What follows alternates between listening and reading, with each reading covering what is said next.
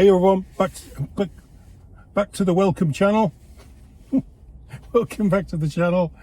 Oh, I've got a few stories I dug off the interwebs, so let's get going.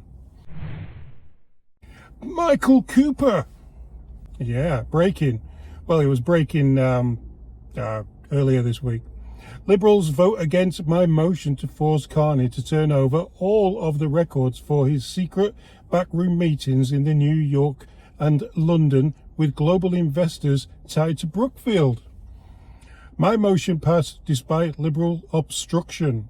Now we'll learn what Carney tried to hide. Yeah, what was he hiding, or what is he hiding with the Brookfield thing? If he isn't hiding anything, then it doesn't matter. If he isn't hiding anything, then why did he vote against it? Why did he just vote for them to look into it?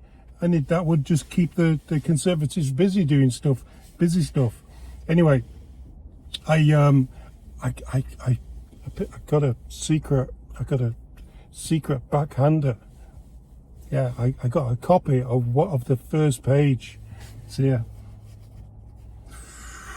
Tasty stuff, eh? And yeah, all the Liberals watching who say that, oh, Poilievre's got Brookfield shares. Oh, he has, you know. Oh, he's just as bad. Yeah, but he can't make decisions that affect the shares now, can he? Anyway, yes, Poilievre sold his US holdings and diversified into Canadian investments, including a Vanguard fund that holds Brookfield. But he doesn't directly own Brookfield stocks. He owns a Canadian index fund containing Brookfield as part of his Canadian shift, following scrutiny over investments and in contrast to Mark Carney's situation.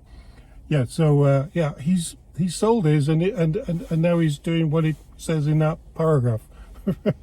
Stocks and shares isn't my big thing. A lot of things are my big thing, but yeah, it seems that Poilievre looked like he's doing the right thing, and our Prime Minister is not, and he's even voted against people just checking to make sure he's doing the right thing. There's a lot of there's been a lot of shenanigans going on around those stocks. So yeah, it'd be interesting to see what comes out of that. Let's move on. Carney says return to office plan for public servants coming soon. Could be next year. I think Doug Ford's doing the same in Ontario as well.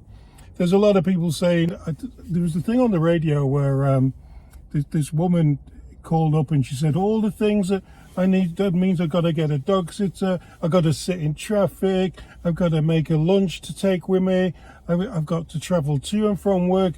It's absolutely ridiculous that we've all got to do this. And basically sounds like what everybody else has to do in Canada when they go to work. So I don't know what they're saying. I don't know why we've got public servants actually complaining about this when they've had a really good ride at working from home. Who cares? You know, and it's something that the radio host said was that if you were taken on during the bad flu season that we had, and just to work from home, he could understand that. But most of the people who took the job were working in offices, and then the bad flu season arrived. You know what I mean? And then they were meant to work from home, and it never got back to where they went back to work. And even though they say that, oh, I work better from home, I do more from home, doesn't matter. You know, going to work is going to work. Everybody else has to do it. It's got to do it. You know, and you could say, oh well, if we've got to go back to work, then what about my travel expenses and everything? We all suck that up. So suck it up. I don't know how many of you guys are into soccer and the World Cup, but there was a great story came out. So during the World Cup, right, they've decided to have a pride match, and that pride match was already arranged for a date in Seattle and the time. So that before they made the draw for the World Cup, this was actually settled and whatever game was to be played, that's going to be the all-inclusive pride match. Why they want to bring politics and sexual orientation into a sport, I have no idea. But yeah, this is what the FIFA have decided to do. So 2026 World Cup Pride match to feature Egypt versus Iran. Oh my gosh. The match in Seattle had already been designated as a pride match before the fixtures were decided. Both nations have draconian anti-gay laws. And Michael said, mad trolling from whoever arranged this.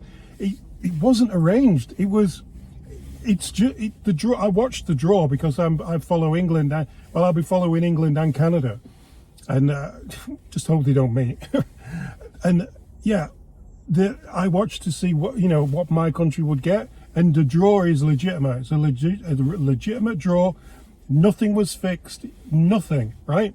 And that's the game that's going to be the Pride game. Dedicated Pride match at 2026 World Cup will feature two nations where homosexuality is illegal. You can't make that one up, can you? Holy moly! Anyway, right, Bill C9.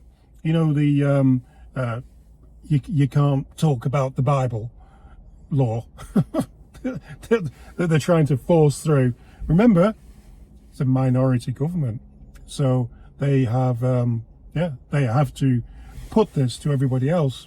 Anyway, big win, they reckon, although other people say it's only been postponed while they take a few things out of it. Anyway, big win, Pierre Poilievre for Prime Minister. This is a Facebook group if you want to follow that after this video. Big win, everyone. Bill C9 is basically dead, and that's thanks to all of you who spoke up, pushed back, and refused to stay silent. Your voices, your actions, your pressure made this happen.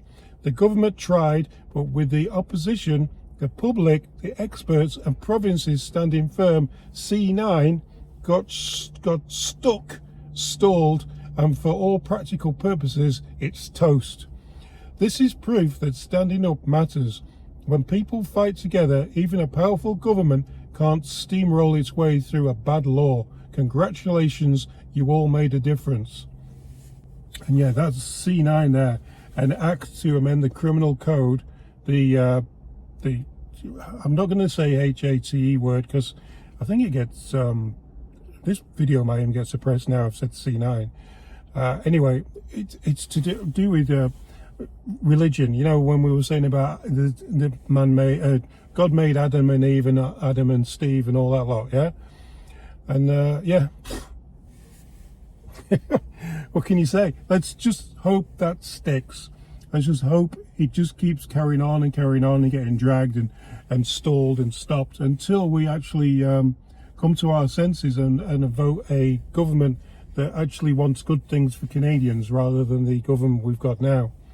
And just to finish off, BlackRock's reporter was saying on Tuesday that PM is relying on Brook. I'm going to call it Fieldbrook, right?